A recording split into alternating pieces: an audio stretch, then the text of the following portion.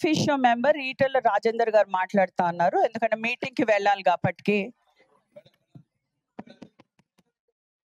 ఒక 5 నిమిషాలు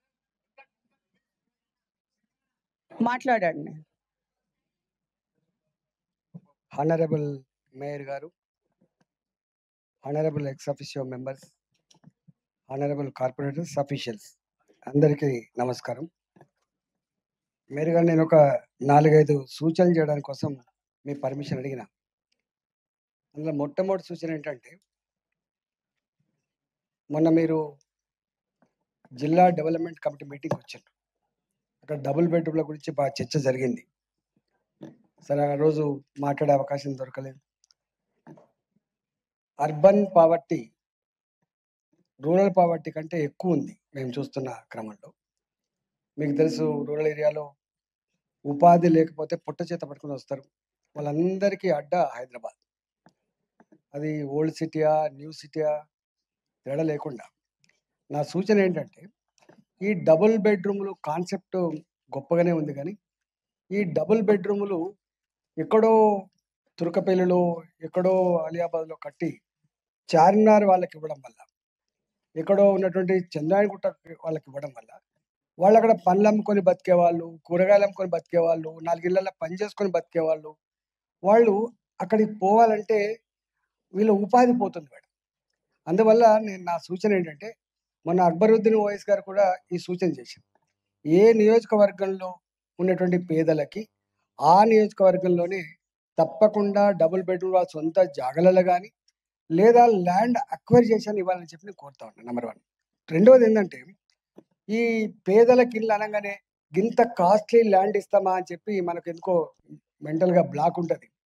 పేదలకు ఇల్లు కట్టించేటప్పుడు ఎట్లన్నా మన అపార్ట్మెంట్స్ కట్టిస్తున్నాం కాబట్టి, మంచి విలువైన ల్యాండ్స్ పేదలకు ఇవ్వడం నష్టం కాదు కాబట్టి, ప్రభుత్వ పరంగా ఎక్కడ విలువైన భూములున్నా లేదా అక్వైర్ చేసైనా ఇవ్వాలి తప్ప బయటికి పంపొద్దని చెప్పి ఒక సూచన చేస్తున్నాం. దీంట్లో మేము ప్రాక్టికల్ చూసింది ఏంటంటే, ఇవాళ మేము చూస్తున్నాం మొత్తం కట్టిన వాటిని సగం కూడా డిస్ట్రిబ్యూషన్ కాలేదు. మీకు తెలుసు, 3 ఏళ్ళు అవుతుంది అవంతా చర్చ చూసింటాం. ఇవాళ వాళ్ళు పాప సండే వస్తుంది తప్ప వాళ్ళు అక్కడ ఎవరు ఉండలేరు. అంటే ఎడారిలో ఉన్నట్టున్నారు మేడం. వాళ్ళకు ఒక వ్యవసాయ పనులకు పోవడానికి లేదు. ఎప్పుడన్నా డీసీఎంలు వచ్చి ఎక్కించుకొని పోతే పని తప్ప వాళ్ళకు రెగ్యులర్ పని అయితే లేదు కాబట్టి ఆ పేదలకి 100% ఏ నియోజకవర్గానికి ఆ నియోజకవర్గం కట్టియాలని చెప్పి నేను సూచన చేస్తాను. రెండవది ఏంటంటే, ఈ ఇచ్చిన డబుల్ బెడ్రూమ్లు మీరు ఒకసారి విజిట్, మీకు అనుభవం ఉంది, ఇక్కడ ఉన్న వాళ్ళందరికీ అనుభవం ఉంది. కొన్నిటికి రోడ్లు లేవు, కొన్నిటికి లైటింగ్ లేదు, కొన్నిటికి వాటర్ కనెక్షన్ అయితే అసలు లేనే లేదు, డ్రైనేజ్ కనెక్షన్ లేదు, కరెంటు సప్లై లేదు. వాళ్ళకు రూరల్ ఏరియాలో 5 కిలోమీటర్లు మెయిన్ రోడ్ నుంచి వెళ్ళిపోతున్నప్పుడు రాత్రిపూట పోవాలంటే లైట్లు లేవు. ఎక్కడెక్కడైతే కట్టిన వాటిని కొన్ని వేల కోట్ల రూపాయలు పెట్టి కట్టినాం కాబట్టి, ఆ ఇచ్చిన ఇళ్లలో ఉండడానికి కావాల్సిన ఫెసిలిటీస్ ఏవైతున్నాయో తక్షణం అది చేసే ప్రయత్నం చేయండి. లేకపోతే ఇన్ని వేల కోట్ల రూపాయలు పెట్టి కూడా నిరర్ధకంగా ఉండేటువంటి ఆస్కారం ఉంది. కాబట్టి నేను ఈ కాంప్లెక్స్ ఆ కాంప్లెక్స్ అని చెప్పలేను. ఎందుకంటే మా దగ్గర కూడా హైయెస్ట్ ఎక్కువ ఉండేది మా దగ్గరనే ఉండేది, మేడ్చల్ జిల్లాలో ఉన్నాయి. కాబట్టి మీరు దయచేసి దాని మీద ఒక కమిటీ వేసి, ఎందుకంటే కన్నన్ గారు కూడా కొంచెం ప్రొయాక్టివ్ ఉన్న ఆఫీసరే కాబట్టి కొంచెం ఆ పని చేయాలని చెప్పి దీనికి ఒక కమిటీ వేసి చేయాలని చెప్పి సూచన చేస్తున్నాం. రెండవది మేడం, ఇక్కడ డ్రైనేజ్ వ్యవస్థలో మీకు తెలుసు చాలా ఇంపార్టెంట్ డ్రైనేజ్ వ్యవస్థ. అదేమో వాళ్ళు చూస్తారు, జలమండలి వాళ్ళు చూస్తారు, కోఆర్డినేషన్ ఏమో చక్కగా లేదు. నేను కొన్ని స్పెసిఫిక్గా చెప్పినాను. నేను ముఖ్యమంత్రి గారు కూడా ఒకటి రాసిన. ఇవాళ మీకు తెలుసు 1/3 పాపులేషన్ తెలంగాణ మీరు రూల్ చేస్తున్నారు. ఇవాళ మీది ఎంత ఎఫెక్టివ్గా ఉంటే ఇది అంత ఎఫెక్ట్. ఇది గ్లోబల్ సిటీ, ఇది వైబ్రెంట్ సిటీ, చాలా గొప్పగా దూసుకుపోతున్న సిటీ అని మనం ఇది అంటున్నాము. ఇలా హైటెక్ సిటీ పోతేనేమో న్యూయార్క్ లాగా ఉంటుంది మేడం. ఇక్కడ మా అడ్డగుట్టకు పోయినా, లేకపోతే ఇక బాలాజీ నగర్ పోయినా, జవహర్ నగర్ పోయినా ఎట్లా ఉంటుందో, మా వీరన్న గుట్టకు పోయినా, ఎక్కడ పోయినా కూడా ఎంత వెక్కిరిస్తా అంటే ఎంత వ్యత్యాసం ఉందో మనకు అర్థం కావాలి. నేను అంటున్నా, నిజంగా ప్రభుత్వాలు కావచ్చు, ఇవాళ మీది కావచ్చు, మీ చూపంతా కూడా ఆ పేదల అడ్డాల వైపు ఉండాలంటున్నాను. ఆ పేదల అడ్డాల వైపు ఉండాలి. వాళ్ళు నోరు లేని వాళ్ళు రారు వాళ్ళు ఇక్కడికి. దయచేసి ఇక్కడ అంటే 60-70% ఆదాయాన్ని ఇచ్చే హైదరాబాద్, ఇక్కడ ఖర్చు పెట్టే డబ్బు మనం రేషియో ప్రకారంగా మీరు చూడండి, మొత్తం తెలంగాణ వ్యాప్తంగా ఎంత ఖర్చు పెడుతున్నాం, హైదరాబాద్ ఎంత ఖర్చు పెడుతున్నాం చూసి కొంచెం ఆ వ్యత్యాసం లేకుండా, ఆర్తనాదాలు లేకుండా, బాధలు లేకుండా చేయాలని చెప్పి నేను కోరుతా ఉన్నాను. ఇప్పుడు మీరు చిన్నప్పటి నుంచి టౌన్‌లో ఉన్నారు. నేను చిన్నప్పటి నుంచి ఇక్కడే చదువుకున్నా కాబట్టి ఇలా వనస్థలిపురం ఉంది. వనస్థలిపురం ఒకప్పుడు చిన్న కాలనీలు, మీకు ఇవన్నీ చిన్న చిన్న ఇల్లు ఉండేది. 2 బెడ్‌రూమ్‌లు చిన్న ఇల్లు ఉండేది. ఇవాళ ఆ 200 గజాలలో, ఆ 300 గజాలలో 4 అంతస్తులు, 5 అంతస్తులు. ఒకప్పుడు 10,000 జనాభా ఉండే ఏరియా ఇవాళ 1,00,000 జనాభా ఉంది. 1,00,000 జనాభా ఉంది. నేను నేను మీకు ఏం సూచన చేస్తున్నా కన్నడ గారు అంటే, మీరు ఏసే పైప్ లైన్‌లు కొత్త జాగాలల్లన్న ఇప్పుడు ఎక్కడైతే కొత్తగా ఎక్స్‌పాండెడ్ కాలనీలు ఏస్తున్నారో, ఇవాళ మీరు ఏమనుకుంటున్నారంటే, ఇవన్నీ సింగిల్ ఫ్లోర్ ఇండ్లే, వీటికి ఎంత అయితది? జస్ట్ 6 ఇంచుల డయాస్ సరిపోతది. అట్లా ఏయకండి. ఇవి ఎన్నటికన్నా మళ్ళీ ఒకనాడు వనస్థలిపురం లెక్క అయితాయని, ఎన్నడన్నా ఒకనాడు ఈ కూకట్పల్లి అయితాయని చెప్పి భావించుకొని, మీరు పైప్ లైన్ కాస్ట్ తక్కువ. పైప్ లైన్ డిగ్ చేయడానికి ఎక్కువైతది. మళ్ళా సిమెంట్ రోడ్లు ఏయడానికి ఎక్కువైతది కాబట్టి, మీరు ఎక్కడైనా చూడండి, మీకు అనుభవజ్ఞులు కాబట్టి చెప్తున్నా. పైప్ లైన్ ఏయడానికి తక్కువ కాస్టు, మళ్ళా సిమెంట్ రోడ్ పగలగొట్టేయడానికి ఎక్కువ కాస్ట్ అయ్యేటువంటి ఆస్కారం ఉంది కాబట్టి, ఎక్కడెక్కడైతే కొత్తగా మీరు ఎక్స్‌పాన్షన్ ఉన్నటువంటి కాలనీలలో, కొత్త కాలనీలు ఏస్తున్నారో, అక్కడ మాత్రం మీరు ఒక 20 ఏళ్లకు, 30 ఏళ్ళకి సరిపడా పైపులు అన్నీ సేమ్ అయితే ఒక పైపుల కాస్ట్ ఎక్కువైతది కాబట్టి, పైపులు కొంత పెద్ద డయా ఏసే ప్రయత్నం చేయండి. లేకపోతే 2 ఏళ్లకే, 3 ఏళ్లకే మొత్తం పొంగుతున్నాయి, మొత్తం బ్లాక్ అయిపోతున్నాయి అని చెప్పి చెప్తా ఉన్నారు కాబట్టి, ఆ కేర్ తీసుకోవాలని చెప్పి నేను అధికారులకు చెప్తా ఉన్నాను. రెండోది దాంట్లో కూడా మేడం, ఇవాళ మీకు తెలుసు దీంట్లో హెచ్ఎండబ్ల్యూ ఒక 30%, 40% స్ట్రాంగ్ వాటర్ డ్రైన్‌లు లేకపోవడం వల్ల మళ్ళీ మీరు దీనికే కలుపుతున్నారు. కలపడం వల్ల ఏమైపోతుంది? దాని మీద మీకు ఆహ్, ఆహ్, అవి ఉంటాయి కదా! మీ ఎస్‌టిపిలు. ఆ ఎస్‌టిపిల మీద లోడ్ పడి అవి పనిచేస్తలేవు. డిఫంక్ అయిపోతున్నాయి. కాబట్టి మీరు ఎక్కడెక్కడైతే ఇంకా ఈ యూజీడీ లైన్‌లు గాని, ఈ స్ట్రాంగ్ వాటర్ లైన్ గాని కనెక్షన్స్ ఉన్నాయో వాటిని విడదీసే ప్రయత్నం చేయండి దయచేసి. విడదీసే ప్రయత్నం చేస్తే మీకు ఎస్‌టిపిలు పనిచేస్తాయి. నేను స్వయంగా చూసిన ఎస్‌టిపిలు ఎక్కడ పనిచేస్తలేవు సక్కగా. ఎస్‌టిపిలు పనిచేయకపోతే ఏమైద్దో మీరు చూస్తా ఉండండి దయచేసి. ఆ కేర్ తీసుకోండి. మూడో సూచన ఏంటంటే, ఇలా డ్రింకింగ్ వాటర్ సేమ్ థింగ్. మీరు ఇలా 30 ఇప్పుడు హైబ్రిడ్స్ ఉన్నది. మీరు 30 అంతస్తులు ఇస్తున్నారు. అక్కడ ఏసే పైపులైతే వాటర్ కనెక్షన్ మీకు సేమ్ ఉంటది. ఎంత ప్రాబ్లమ్ వస్తే మీరు ఒకసారి చూడండి. పర్మిషన్‌లు ఇచ్చేటప్పుడు ఆలోచించుకొని ఇవ్వాలి.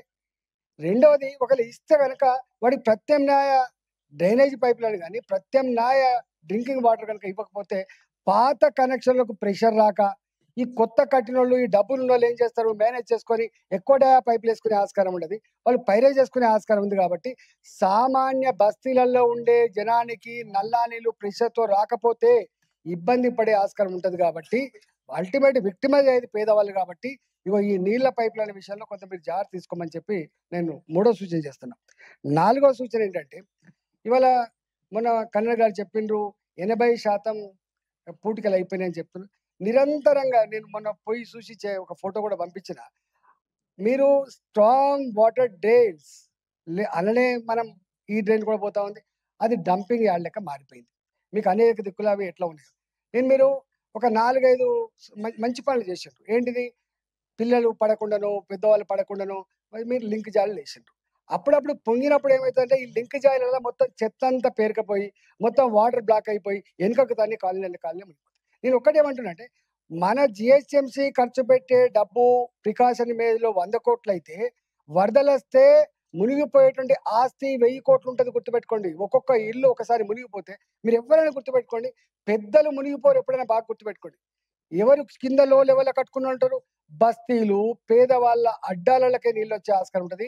ఒక్కసారి వాళ్ళ ఇల్లు మునిగిపోతే, ఒక సంవత్సరం దాకా మళ్ళా వాళ్ళు కూలి చేసినా కూడా అది బాగుపడే ఆస్కారం లేదు కాబట్టి, ఇలా ప్రజల ఆస్తులు ఎంత పోతున్నాయి, ఎంత లాస్ అయితుందని మీరెప్పుడు అసెస్‌మెంట్ చెయ్యరు కాబట్టి, నేనేమంటున్నా అంటే, మీరు ఒకటి దానికి క్యారింగ్ కెపాసిటీ లేనటువంటి డ్రైన్‌లు అసెస్ చేయండి. వాడికి ప్రత్యామ్నాయం చేయండి. మీరు కూకట్‌పల్లికి మీ కుత్బుల్లాపూర్ ఉంది. మేయర్ గారు కుత్బుల్లాపూర్ ఉంది. ఎంత దారుణం అంటే అసలు వరదల్లాని సందర్భం లేదు. మీరు రోజు వార్తలు వింటూనే ఉంటారు. బంజారా హిల్స్‌కి ఆ ప్రాబ్లమ్ లేదు. ఎందుకంటే అది ఎత్తిపాలంటే కూడా. ఎవరికా అంటే ఇగో ఈ లో లెవెల్‌లో ఉన్నోళ్ళు వచ్చే ఆస్కారం ఉంటది కాబట్టి, నేను మీకు సూచన చేస్తా ఉన్నా. డ్రైనేజ్ విషయంలో ముఖ్యమంత్రి గారితో మేయర్ గారు మీరు మాట్లాడి, ఎందుకంటే ముఖ్యమంత్రి గారు కూడా మల్కాజ్గిరికి ఒకసారి పార్లమెంట్‌కు రిప్రజెంట్ చేసున్నాడు కాబట్టి, నేను ఒక ఎగ్జాంపుల్ చెప్తే కాలంలో కూడా ఇది ఉందా అంటారు. మౌలాలి చెప్పిన నేను. మౌలాలిను మా రాజ్యలక్ష్మి గారి మధ్యలో ఒక డ్రైన్ ఉంటుంది. అది ఎప్పుడు పొంగుతూనే ఉంటుంది. మేడం, ఆ ఇంటికి కార్లు పోవు, ఆ ఇంటికి స్కూటర్లు పోవు. ఆ ఇల్లు చుట్టూ సందు లేకుండా కాంపౌండ్ వాల్ కడతారు. ఆ కాంపౌండ్ వాల్ హైట్ 6 ఫీట్లు 7 ఫీట్లు ఉంటుంది. వాటికి ఒక 4, 5, 6 మెట్లెక్కి గోడ దిగాలి. మళ్ళీ 5, 6 మెట్లెక్కి బయటికి పోవాలి. నేను నేను దీన్ దయాళ్ నేను పోయి చూసిన. ఏంటిది అంటే, సార్ మాది ఎప్పుడైనా ప్రతి సంవత్సరం వరదలొచ్చే ప్రాంతం ఇది. అందుకనే మేము చుట్టూ కాంపౌండ్ వాల్ పెట్టుకున్నాం. మాకిక స్కూటర్లు లోపలికి పోవు. కార్లు పోయే ప్రసక్తి లేదు. బాట లేదు అసలు. మనకు అందరికి లెక్క గేట్లు ఉన్నట్టుగా లేవు అక్కడ. మెట్లెక్కి పోవాలి. మరి ఏంది దీని పరిష్కారం అంటే లేదు. మేము మొత్తం కాలువలు తిరిగి, దిగి ఏదో కొంత చేసినాం గానీ అది ప్రత్యామ్నాయం కాదు. ఏంటి అది? అంటే గతంలో ఏ చెరువులైతే ఉండెనో మేయర్ గారు, చెరువులైతే ఉండెనో దానికి క్యారింగ్ కెపాసిటీ అన్నాడు పెద్ద పెద్ద వాగులుండేది. ఈ భూములన్నీ మెల్లమెల్లగా ఆక్రమించుకోవడం వల్ల దానికి క్యారింగ్ కెపాసిటీ పెరిగిపోయింది. Water spread area is same. వర్షం పడ్డప్పుడు ఎంత ఏరియా నుంచి అయితే వాటర్ రావనో అవన్నీ వస్తూనే ఉంటాయి కాబట్టి తగ్గట్టుగా లేకపోవడం వల్ల వచ్చే సమస్య ఎక్కడైతే మీరు ఐడెంటిఫై చేస్తారో దానికి అక్కడ మనకిప్పుడు స్ట్రాటజిక్ నాలా డెవలప్‌మెంట్ ప్రోగ్రామ్ పెట్టింది మీరు. మీరు బ్రహ్మాండంగా ఉంది కాదంటలేము. దాన్ని ఏం చేయండి, కొంచెం పైనుంచి ట్యాప్ చేసి ఇంకో డైవర్షన్ చేయండి రోడ్లకి. ఇప్పుడు కొత్తగా ఇండ్లను తవ్వుడుగా అంటే డిస్టర్బ్ చేసి కానీ చేయకుండా రోడ్లన్నీ ఉన్నాయి కాబట్టి దయచేసి ఆ పని తప్పకుండా మీరు చేయమని చెప్పి మీకు మూడో సూచన చేస్తా ఉన్నా మేడం. నాలుగవది, ఇప్పుడు మన పార్కులలో మీరు ఈ ఎక్విప్‌మెంట్ అంతా పెడుతున్నారు. కొంచెం నేనేమంటున్నా, క్వాలిటీ లేని దానికి మధ్య ఇంకో 10% తేడా ఉంటుంది కావచ్చు. మనం శాంక్షన్ చేసినప్పుడు ఉండే శ్రద్ధ, అది పెట్టేటప్పుడు చూసుకుంటోళ్ళు లేరు. 4 నెలలకే, 3 నెలలకే పోతా ఉన్నాయి. 5,00,000, 10,00,000 రూపాయలు పెడుతున్నాం కాబట్టి నేనేమంటున్నా, కొంత క్వాలిటీ ఇన్‌ష్యూర్ చేసి ఏర్పాటు చేయండి. పెట్టినాం 4 రోజులకే మళ్ళా ఖరాబ్ అయిపోతే కష్టమయ్యేటువంటి ఆస్కారం ఉంటది కాబట్టి కొంచెం క్వాలిటీ ఇంప్రూవ్‌మెంట్ చేసే ప్రయత్నం చేయమని చెప్పి నేను కోరుతా ఉన్నా. పార్కులు కూడా ఇప్పుడు ఇప్పటికైనా సరే మీకు